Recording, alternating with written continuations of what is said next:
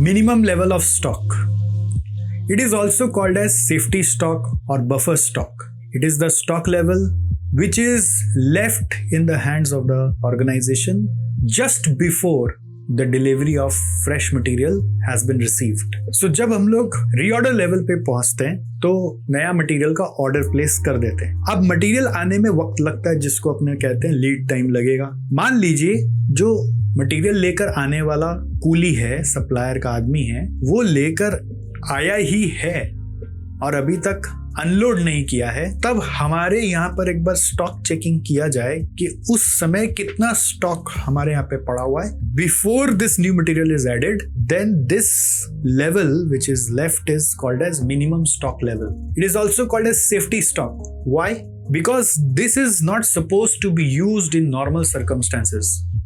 So when we have placed the order at reorder level, the supplier's person is supposed to bring the material in normal course of time. So whenever normal things are going on, this material will lie intact.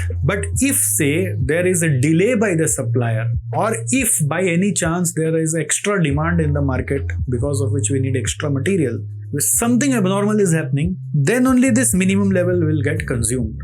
Then only this will be used. Otherwise this will stay intact with us. जो stock normal course में use नहीं होते हैं उसी को बोलते हैं minimum stock level या सेफ्टी स्टॉक. सो इसको कैलकुलेट यदि करना है तो दो सिचुएशन है.